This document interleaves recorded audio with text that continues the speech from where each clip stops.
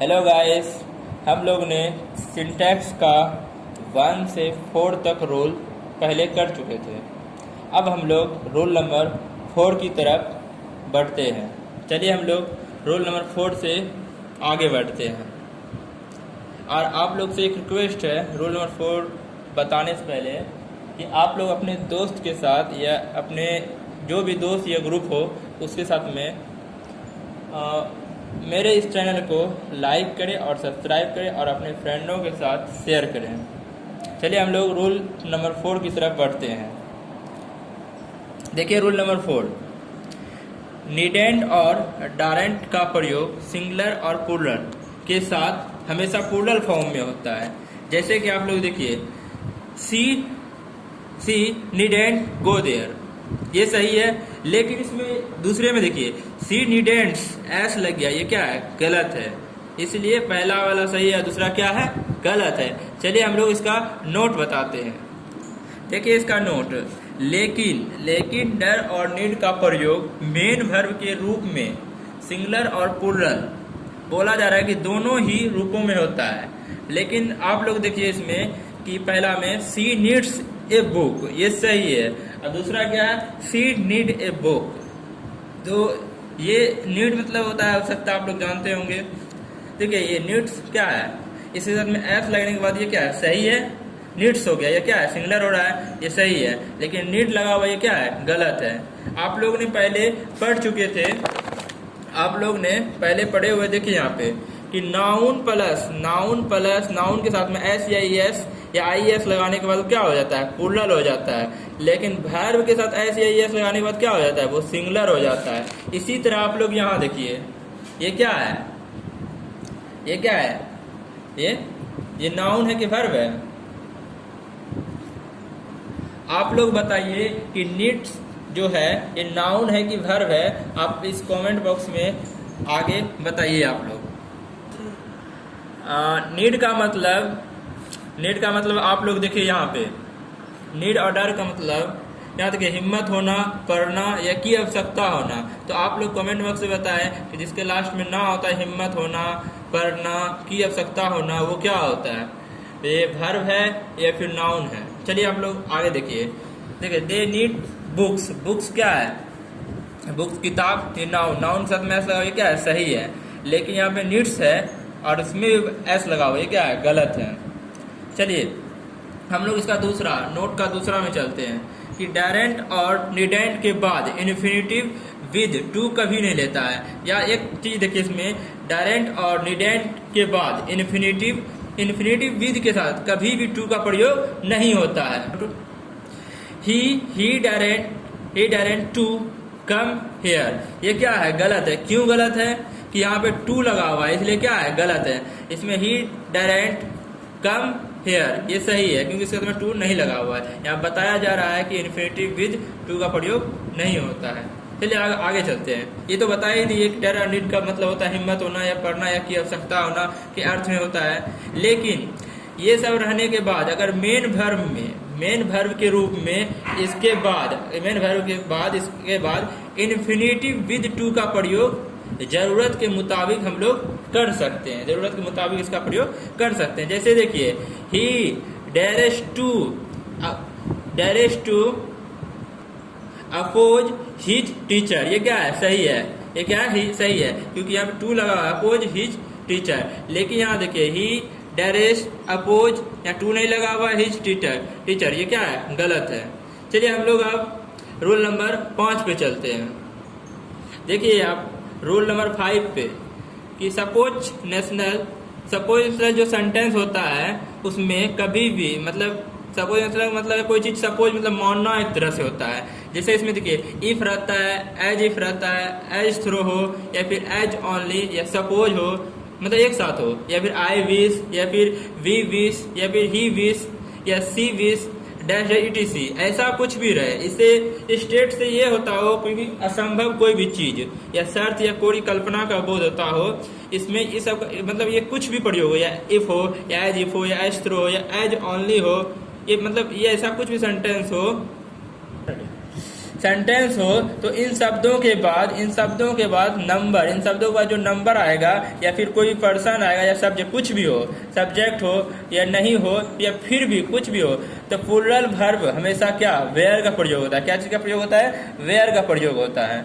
जैसे देखिए I wish Manisha were my wife. इसे माना गया है कि मनीषा क्या है, इसका क्या वाइफ है। I wish Manisha were my wife. लेकिन दूसरे में देखिए आई विश मनीषा के उसमें वाज लग गया, वाज क्या है? गलत है, क्योंकि इसमें क्या है? प्लूरल होगा, वेयर होगा, इसमें क्या है? वाज लगा हुआ है, क्या है? गलत है। इसमें देखिए मैनेजर ऑफ निप्पो कंपनी, ये क्या है? शर्त एक तरह से रखा गया, मैनेजर ऑफ निप्पो कंपनी। अब देखिए इसका नोट में चलते हैं। नोट में जबकि कंडीशनल सेंटेंस से पराया इफ या एज इफ या एज थ्रो से स्टेट होते हैं तो इससे कोई भी चीज मतलब इसका कोई वास्तविक स्थिति का बोध होता है। तो इस केस में इफ हो या फिर एज इफ हो या एज थ्रो के बाद सब्जेक्ट नंबर तथा पर्सन के मुताबिक वर्ब का प्रयोग होगा। इसका कहने का मतलब ये है कि कोई भी कंडीशनल सेंटेंस से पराया कोई भी वास्तविक में कुछ भी वास्तविक चीज का पता चलता है तो कभी भी इफ रहता है या फिर एज इफ रहे या एज थ्रो के बाद सब्जेक्ट नंबर तथा पर्सन के मुताबिक वर्ब का प्रयोग होता है। जैसे देखिए यहाँ पे एग्जांपल में देखिए if you come here I will teach you. यहाँ पे जो विल लगा हुआ है किसके अनुसार लगा हुआ है? यू के अनुसार लगा हुआ है। किसके अनुसार लगा हुआ है? यू के अनुसार। इसमें देखिए Sneha looks as through she has been working. Sneha के हिसाब से यहाँ पे या फिर सी के हिसाब से नहीं, स्नेहा के हिसाब से लगा हुआ है यहाँ पे। अब चलिए हम लोग रूल नंबर 7 से चलते हैं। यदि टू सिंगुलर या अगर दो को सिंगुलर नाउन होगा या फिर टू सिंगुलर नाउन अगर कोई भी दो सिंगुलर नाउन एंड से जुड़ा हो और सेंटेंस के सब्जेक्ट के रूप में प्रयुक्त हो, कहने का मतलब है दो को सिंगुलर नाउन कभी भी एंड से जुड़ा हो, मतलब दो को सिंगुलर नाउन होगा जो कि दो को भी एंड से जुड़ा हो, सब्जेक्ट के रूप में प्रयुक्त हो, तो इसके साथ में हमेशा क्या चीज का प्रयोग करते हैं? प्लूरल वर्ब का प्रयोग करेंगे। क्या चीज का? प्लूरल वर्ब का। ये सब तो आप बचपने में ट्रांसलेशन वगैरह में पढ़ते हुए आते होंगे। जैसे देखिए यहाँ पे रवि एंड कवि have done well in the examination. आप लोग तो बचपन में ट्रांसलेशन बनाते होंगे राम एंड श्याम, मतलब ऐसा कुछ सेंटेंस बनाते आप लोग को पहले ही पता होगा कि राम एंड कवि आया, जैसे रवि एंड कवि आया तो क्या होगा? हमेशा क्या प्लूरल होगा कि दो नाम है। ये तो सिंपल सा है। चलिए हम लोग अब रूल नंबर 8 पे चलते हैं। इसमें क्या कहा गया है? Pair words. कोई भी अगर पेयर वर्ड्स हो जैसे कि bread and butter, rice and curry, hammer and sickle, slow and steady, truth and honesty या horse and carriage, crown and glory या फिर rise and falls, coming and going या फिर दिया हुआ है स्कार्मिंग एंड शाउटिंग या फिर एज ऑफ एक्सपीरियंस या फिर एग्स एंड बेकॉन, जैसे इसका मतलब होता है शुगर का मांस, या फिर ham and eggs, long and short या फिर सम एंड सब्सट्रेशन या फिर दिया हुआ हो बिग एंड बिगेज। मतलब ऐसा कुछ भी सेंटेंस दिया हो जो कि एक साथ आता हो, जैसे ETC का प्रयोग सेंटेंस के सब्जेक्ट के रूप में होने पर इससे एक ही व्यक्ति मतलब कहने मतलब एक ही व्यक्ति या एक ही वस्तु का बोध होता हो तो इसके साथ में हमेशा क्या चीज का प्रयोग करेंगे? सिंगुलर वर्ब का प्रयोग करेंगे। जैसे bread and butter, rice and curry, hammer and sickle, slow and steady, truth and honesty, मतलब ट्रूथ में सच्चाई और ईमानदारी, ऐसा ही कुछ। जैसे इसके साथ में हमेशा जो कि कहने का मतलब है कि इससे एक ही वस्तु या एक ही भाव का बोध होता है, इसके साथ में हमेशा क्या चीज का प्रयोग करते हैं? सिंगुलर वर्ब का प्रयोग करते हैं। जैसे यहाँ देख लिया आप लोग, जैसे में रूल नंबर में जैसे bread and butter is my favourite breakfast. ये ब्रेड एंड बटर क्या है? सिंगुलर है और ये क्या है? इज भी सिंगुलर है। इसके साथ में क्या चीज का प्रयोग करें? लेकिन दूसरे में देखिए आप लोग, ये तो सही है, लेकिन इसमें देखिए bread and butter are my favourite breakfast, जो कि ये क्या है? गलत है, क्योंकि इसमें आर लग गया, एक प्लूरल है, ये क्या गलत, लेकिन बोला जा रहा है क्या? सिंगुलर का बोध होगा। चलिए इसका नोट पे देखते हैं। नोट यदि दो सिंगुलर अनकाउंटेबल नाउन, बोला यदि दो सिंगुलर अनकाउंटेबल नाउन एंड से जुड़कर सेंटेंस के सब्जेक्ट के रूप में प्रयुक्त हो तो इसके साथ में हमेशा क्या चीज का प्रयोग करेंगे, प्लूरल वर्ब का प्रयोग करेंगे। इसे देखिए time and tide, wait for no man, ये क्या है, सिंगुलर है, ये भी क्या है, सिंगुलर है, बीच में क्या है, एंड आया हुआ है, तो ये क्या है, प्लूरल है। वेट क्या है, प्लूरल है, ये क्या है, फॉर नो मैन। यहाँ बोला गया है जो सिंगुलर अनकाउंटेबल नाउन जिसे नहीं गिन सकते हैं, नाउन एंड से जुड़कर सेंटेंस के सब्जेक्ट के रूप में प्रयुक्त हो तो इसके साथ में प्लूरल वर्ब का प्रयोग करते हैं। लेकिन इसमें देखिए दूसरा गलत है, क्या है गलत है, टाइम एंड टाइड, यहाँ क्या वेट्स लग गया, ये क्या है, गलत है, ये क्या वेट्स, इंतजार करना, ये क्या गलत है। चलिए हम लोग आगे चलते हैं। देखिए नोट्स का दूसरा पेयर वर्ड्स इसमें भी दिया गया है। पेयर वर्ड्स के रूप में प्रयुक्त होने वाले कोई फैमिली रिलेशन होगा, family relation experience words and से जुड़ा होगा, कोई फैमिली रिलेशन जो होगा ना जो कि एंड से जुड़ा हो सेंटेंस के सब्जेक्ट के रूप में प्रयुक्त हो तो इसके साथ में हमेशा क्या होगा, पॉसेसिव एडजेक्टिव होगा। क्या होगा, पॉसेसिव एडजेक्टिव। इसका प्रयोग हमेशा क्या चीज में किया जाता है, प्लूरल वर्ब में किया जाता है, इसे हमेशा प्लूरल माना जाता है। ठीक है, कभी भी ऐसा हो फैमिली रिलेशन से हो इसे हमें क्या माना जाता है, प्लूरल वर्ब माना जाता है। ठीक है, जैसे देखिए my mother and father are proud of me. ठीक है, ये क्या आर लगेगा ऐसे क्योंकि माई मदर एंड फादर बोला गया इसलिए इसमें आर का प्रयोग है। दूसरा देखिए my mother and father is, इसमें सिंगुलर हो गया इसलिए क्या है, गलत है। ठीक है, अब देखिए रोल नंबर हम लोग 8 पे चलते हैं।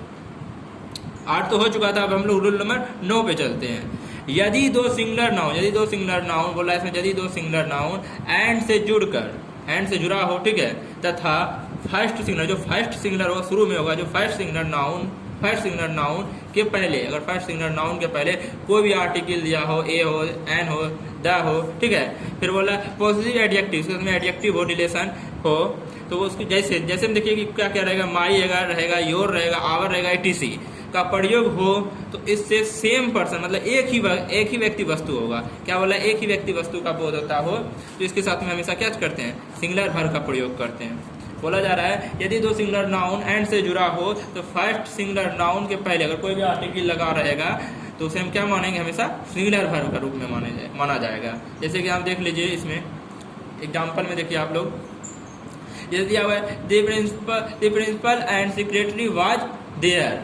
यही इसमें कहा जा रहा है कि प्रिंसिपल जो है वही क्या है, सेक्रेटरी भी, दोनों एक ही आदमी है, जो कि दोनों है एक ही, क्योंकि प्राचार्य और क्या है, सचिव है। The principal and secretary was there, दोनों एक ही आदमी है इसलिए क्या है, सही है। लेकिन इसमें कहा जा रहा है कि the principal and secretary were, यहाँ पे तो प्लूरल वर्ब आ गया इसलिए क्या गलत है। इसलिए देखिए ए poet and philosopher has come, ये क्या है, सही है क्योंकि ये सिंगुलर हुआ। लेकिन इसमें देखिए ए poet and philosopher have come, ये क्या है, गलत है। ठीक है, चलिए हम लोग रूल नंबर 10 में चलते हैं। एंड से जुड़े हुए कोई भी चीज अगर एंड से जुड़ा हो और दोनों क्या हो, सिंगुलर नाउन हो, क्या बोला जा रहा है, दोनों सिंगुलर नाउन के पहले कोई भी आर्टिकल हो या फिर पॉसेसिव एडजेक्टिव हो का प्रयोग होने पर इससे कोई भी दो होगा ना, सिंगुलर नाउन से पहले अगर आर्टिकल का प्रयोग किया रहेगा दोनों में तो उसमें टू डिफरेंट मतलब दो व्यक्ति होगा, उसमें दो अलग अलग व्यक्ति का बोध हो तो इसे प्लूरल माना जाता है। इसे प्लूरल माना जाता है, इसके साथ हमेशा क्या करेंगे, प्लूरल वर्ब का प्रयोग करेंगे। जैसे देखिए the principal and the secretary were there, ये क्या है, सही है, क्योंकि इसमें दो आदमी हैं कि दो व्यक्ति है जिनमें कि एक क्या है, प्राचार्य, दूसरा क्या है, सचिव है। लेकिन दूसरे में क्या है, the principal and the secretary was there, गलत है, ये क्या गलत है क्योंकि दो नाम दिया हुआ, दोनों के साथ में आर्टिकल दिया हुआ, इसमें भी दे दिया, इसमें भी दे दिया, क्या कि ये अलग अलग व्यक्ति है इसलिए ये वाज गलत है, ये वेयर सही है। देखिए दूसरे में, तीसरा में my uncle and my garden have come to see me, ये सही है क्योंकि एक क्या है, एक अंकल है, दूसरा क्या है, गार्जियन है, इसका अलग अलग व्यक्ति का बोल हो रहा है इसलिए क्या है, सही है। दूसरे में देखिए माई uncle and my guardian has, ये मतलब एक ही अलग अलग है और इसमें क्या लगा हुआ है, सिंगुलर लगा हुआ है, क्या है, गलत है। अब हम लोग रोल नंबर 11 में चलते हैं। यदि दो एडजेक्टिव एंड से जुड़कर किसी सिंगुलर कॉमन नाउन के पहले प्रयुक्त हो तो फर्स्ट एडजेक्टिव के पहले इन्फिनेटिव आर्टिकल ए एन का प्रयोग हो तो इससे एक ही व्यक्ति या एक ही वस्तु का बोध होता है, इससे सिंगुलर माना जाता है। इसके साथ में सिंगुलर वर्ब का प्रयोग करते हैं। ऐसा कहने का मतलब ये है, यदि दो एडजेक्टिव एंड से जुड़ा, दो एडजेक्टिव मतलब विशेषण, दो एडजेक्टिव एंड से जुड़कर किसी सिंगुलर कॉमन नाउन के पहले प्रयुक्त हो तो फर्स्ट जो एडजेक्टिव होगा, फर्स्ट एडजेक्टिव के पहले इन्फिनेटिव मतलब उसके साथ में ए एन का प्रयोग हो तो इससे एक ही व्यक्ति वस्तु का बोध होता है, इसे सिंगुलर माना जाता है। जैसे इसमें देख लीजिए कि a black and white cat was mew, मतलब कहने का मतलब है कि एक ही बिल्ली है जो कि काली और क्या है, सफेद है। दूसरे में देखिए a black and white cat were mew, मतलब इसमें कहने का मतलब एक ही बिल्ली है जो काली और क्या है, वाइट है, लेकिन इसमें वेयर का प्रयोग किया गया इसलिए क्या है, गलत है। इसमें वाज का प्रयोग किया गया सही है। देखिए नोट, इसका नोट देखिए कि बोल रहा है अगर दो एडजेक्टिव एंड से जुड़कर किसी सिंगुलर कॉमन नाउन के पहले प्रयुक्त हो और इससे दो व्यक्ति मतलब टू डिफरेंट पर्सन और थिंग्स मतलब दो अलग अलग व्यक्ति या वस्तु का बोध होता है तो इसे प्लूरल माना जाता है। अगर दो व्यक्ति को, जैसे भी जानते हैं कि दो व्यक्ति का बोध होगा, इसे क्या माना जाता है, प्लूरल माना जाता है। जैसे देखिए a black and a white cat were mew, कहने का मतलब है, ऐसा कहने का मतलब है कि दो बिल्लियां हैं जिनमें क्या है, एक काली है दूसरी क्या है, सफेद है। लेकिन इसमें देखिए a black and a white cat was mew, ये गलत है क्योंकि दो अलग अलग है, इसमें सिंगुलर लगा हुआ है इसलिए गलत है। ये वेयर लगा हुआ है क्या है, सही है। अब चलिए रूल नंबर हम लोग 12 पे चलते हैं। यदि दो सिंगुलर नाउन एंड से जुड़ा हो, यदि दो सिंगुलर नाउन एंड से जुड़े हो तथा फर्स्ट सिंगुलर नाउन के पहले, फर्स्ट मतलब इसका कहने का मतलब है यदि दो सिंगुलर नाउन एंड से जुड़ा हो लेकिन फर्स्ट सिंगुलर नाउन के पहले इच हो या फिर एवरी हो तो प्रत्येक सिंगुलर नाउन के पहले इच या एवरी का प्रयोग हो तो इसे हम क्या हमेशा क्या मानेंगे, सिंगुलर सब्जेक्ट के रूप में इस्तेमाल करते हैं। इसे हमेशा क्या होगा, सिंगुलर होगा। अगर शुरू से कोई भी सब्जेक्ट में अगर ये इच एवरी लगा रहेगा तो ये हमेशा क्या होगा, सिंगुलर होगा। जैसे देखिए यहाँ पे each pen and pencil is red, ये क्या है, सिंगुलर है, ये सही है। दूसरे में देखिए each pen and each pencil is red, ये भी सही है। लेकिन तीसरा में देखिए each pen and each pencil are red, ये क्या है, गलत, आर नहीं होगा, इसमें इजी होगा। ठीक है। अगला देखिए every boy and every girls and laborious, ये आर लग गया, ये क्या है, गलत है। चलिए हम लोग रूल नंबर 13 पे चलते हैं। रूल नंबर 13 में ये कहा गया है कि इच का प्रयोग सेंटेंस के सब्जेक्ट के रूप में होने पर, इच का प्रयोग जो है ना सब्जेक्ट के मतलब सेंटेंस के सब्जेक्ट के रूप में होने पर इसके साथ सिंगुलर वर्ब का प्रयोग करते हैं। इच का प्रयोग अगर कभी भी सेंटेंस मतलब वाक्य में सब्जेक्ट में शुरू में होने पर हो तो इसके साथ में सिंगुलर वर्ब का प्रयोग किया जाता है। जैसे देखिए आप लोग वी इच, देखिए इसमें सिंगुलर वर्ब माना जाता है। ठीक है, इसमें गलती हो गया है तो ये क्या है, ये गलत और ये सही है। ठीक है, ये गलत और ये क्या है, सही है। देखिएगा वी जो है ना, इसमें मतलब इसका ये नहीं होगा, ये शुरू वाला नहीं होगा। अब ठीक है, इसमें कहा गया है कि इच का प्रयोग सेंटेंस के सब्जेक्ट के रूप में होने पर, मतलब सब्जेक्ट के रूप में होने पर इसे हमेशा क्या सिंगुलर माना जाता है। तो यहाँ क्या सब्जेक्ट के रूप में ये है, इसके साथ में ये हैव तो होगा नहीं, इसके साथ में हैज होगा, ये सही है, ये क्या है, गलत है। चलिए हम लोग रूल नंबर, इसमें एक और चीज होता है, इसमें एक और चीज ये होता है कि कभी भी प्लूरल नाउन, कभी भी सब्जेक्ट के रूप में अगर प्लूरल नाउन या फिर प्लूरल प्रोनाउन के बाद अगर प्लूरल नाउन, जैसे इसमें ये दिया हुआ था, पहले वी दिया हुआ था, अगर शुरू में कभी भी वी लगा रहेगा तो ये पहले वाला सेंटेंस सही है, क्योंकि वी के अनुसार वी क्या है, प्लूरल नाउन है। प्लूरल प्रोनाउन के बाद इच का प्रयोग क्या होता है, इच के बाद हमेशा क्या होगा, प्लूरल नाउन होगा। अगर शुरू में अगर प्लूरल नाउन होगा सब्जेक्ट के रूप में तब हैव सही है। अगर शुरू में ये इच होगा सब्जेक्ट के रूप में, अगर इच होगा या एवरी होगा तो वो क्या होगा, सिंगुलर होगा। ठीक है, चलिए हम लोग रूल नंबर 14 पे चलते हैं। कभी भी अगर इच रहेगा, कभी भी इच ऑफ रहेगा, आइदर ऑफ रहेगा, नाइदर ऑफ रहेगा, अब प्लस क्या प्लूरल नाउन रहेगा या फिर प्लूरल प्रोनाउन होगा, प्लूरल प्रोनाउन का प्रयोग सेंटेंस के सब्जेक्ट के रूप में हो, तो मतलब कहने का मतलब है कि ये सब्जेक्ट के रूप में होना चाहिए। इच ऑफ हो, आइदर ऑफ हो, नाइदर ऑफ हो, प्लूरल नाउन या प्लूरल प्रोनाउन का प्रयोग सेंटेंस के सब्जेक्ट के रूप में हो, तो इसे हमें क्या माना जाता है? हमेशा ये क्या सिंगुलर होता है, सिंगुलर वर्ब का प्रयोग होता है। जैसे देखिए इच ऑफ द 4 पेन्स, ठीक है 4 पेन्स है, फिर भी क्या है एक सिंगुलर है। क्यों सिंगुलर है? क्योंकि इसके सब्जेक्ट के रूप में क्या है इच ऑफ है। इच ऑफ के बाद हमेशा क्या होता है सिंगुलर का प्रयोग होता है। देखिए दूसरे में देखिए each of the 4 pens are, ये क्या है गलत है क्योंकि ये पे क्या सिंगुलर आना चाहिए। देखिए दूसरा हम देखिए तीसरा neither of you know English, ये क्या है एस लगा हुआ, ये क्या है सिंगुलर है, ये सही है। ठीक है neither of you know English, ये क्या है प्लूरल है, इसलिए क्या है गलत है। चलिए हम लोग रूल नंबर 15 पे चलते हैं। रूल नंबर 15 में ये कहा गया है, रूल नंबर 15 देखिए रूल नंबर 15 देखिए कभी भी इच के बाद कभी भी इच रहेगा, एवरी रहेगा, या आइदर रहेगा या फिर नाइदर रहेगा, अब plus singular noun countable noun का प्रयोग सेंटेंस के सब्जेक्ट के रूप में हो, तो इसके साथ में हमेशा क्या करते हैं सिंगुलर वर्ब का प्रयोग करते हैं। इतना याद रखिए कभी भी सब्जेक्ट के रूप में इच आएगा, एवरी आएगा, आइदर रहेगा, नाइदर रहेगा, या फिर कुछ भी हो सब्जेक्ट के रूप में इच, आइदर, नाइदर, तो ये हमेशा क्या होता है हमेशा सिंगुलर ही होता है। जैसे देखिए इच बॉय वाज हैंडसम, ये क्या सही है, क्या ये सिंगुलर है। देखिए यहाँ दिया हुआ है इच बॉय वेयर हैंडसम, ये क्या है गलत है क्योंकि ये प्लूरल आ गया, क्या है गलत है। तीसरा देखिए आइदर पेन राइट्स वेल, ये क्या है सिंगुलर, ये क्या सही है।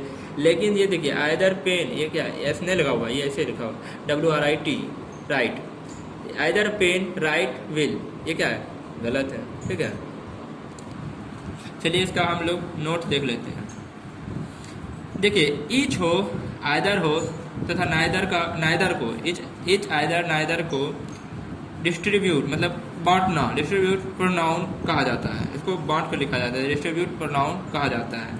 जैसे देखिए आप लोग इच का प्रयोग है ना प्रत्येक के अर्थ में दो से मतलब इच का प्रयोग है ना प्रत्येक के अर्थ में 2 से अधिक व्यक्ति या वस्तु के लिए होता है, 2 से अधिक व्यक्ति वस्तु के लिए किया जाता है। लेकिन आइदर का प्रयोग जो है ना दो में से कोई एक के अर्थ में मतलब 2 व्यक्ति या 2 वस्तु के लिए होता है, 2 व्यक्ति या 2 वस्तु के लिए है। लेकिन नाइदर का प्रयोग है ना 2 में से कोई भी नहीं के अर्थ में होता है, मतलब ऐसा चीज कोई नहीं हो, 2 व्यक्ति हो या वस्तु के लिए होता है, मतलब नहीं होना चाहिए। देखिए एवरी का मतलब है प्रत्येक के अर्थ में 2 से अधिक व्यक्ति या वस्तु के लिए, मतलब एवरी का मतलब होता है क्या प्रत्येक के अर्थ में 2 से अधिक व्यक्ति वस्तु के लिए। लेकिन इच हो या फिर एवरी हो 2 से अधिक व्यक्ति या वस्तु के बिना किसी अंतर का होता है, चलिए हम लोग रूल नंबर 17 पे चलते हैं। यदि 3% दिया हो के प्रोनाउन, अगर 3% के बाद प्रोनाउन के बाद अगर वो एंड से जुड़कर सेंटेंस के सब्जेक्ट के रूप में प्रयुक्त हो, तो गुड सेंस प्रोनाउन में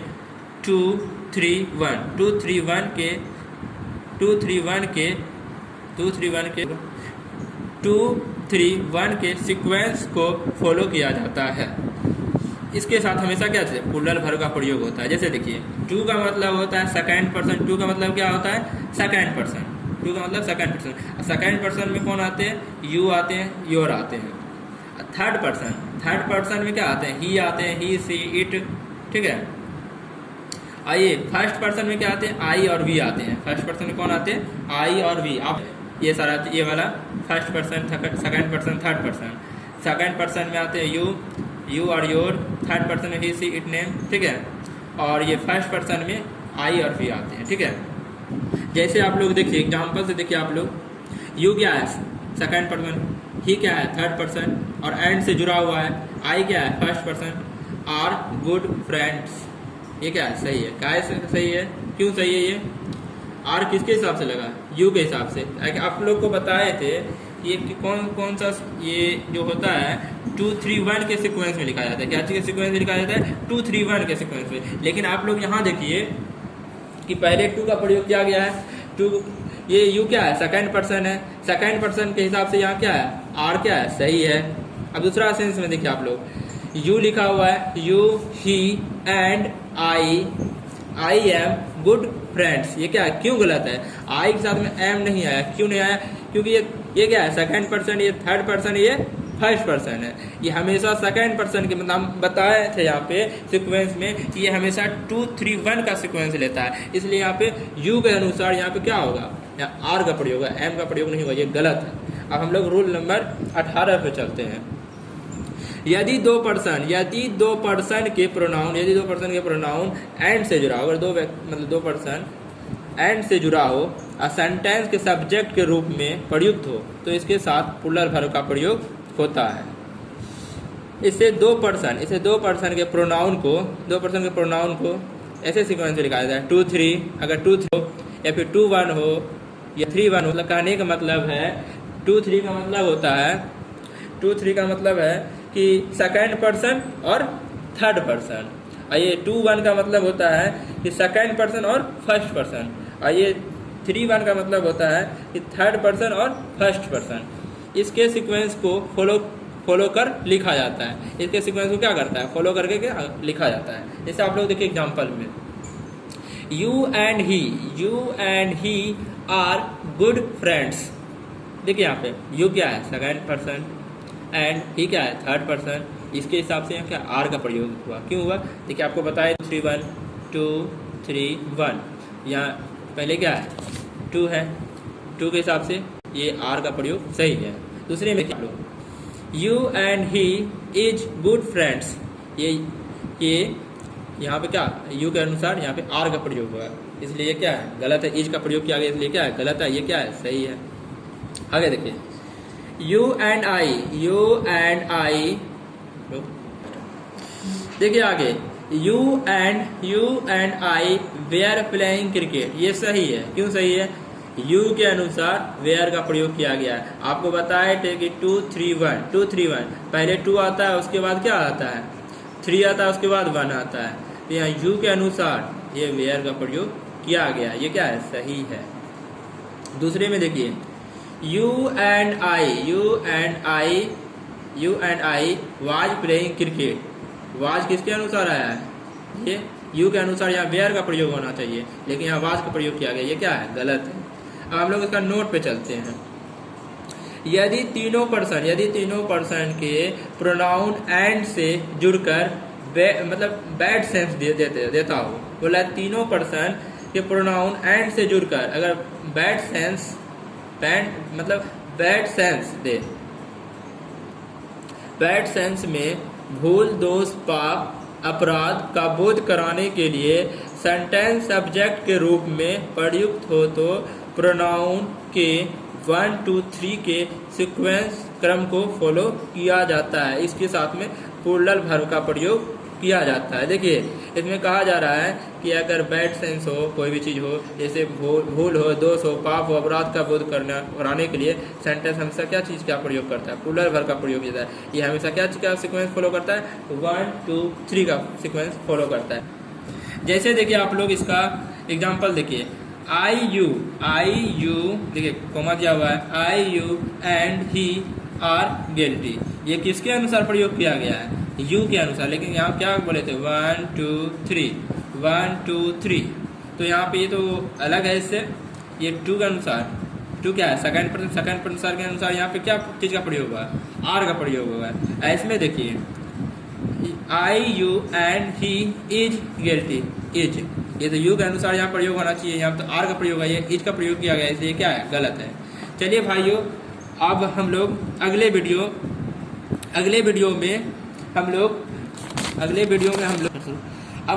वीडियो में रोल नंबर 19 से करते हैं। आप लोग से रिक्वेस्ट है कि इसे लाइक करें और सब्सक्राइब करें। Thanks for watching video. जय हिंद, जय भारत।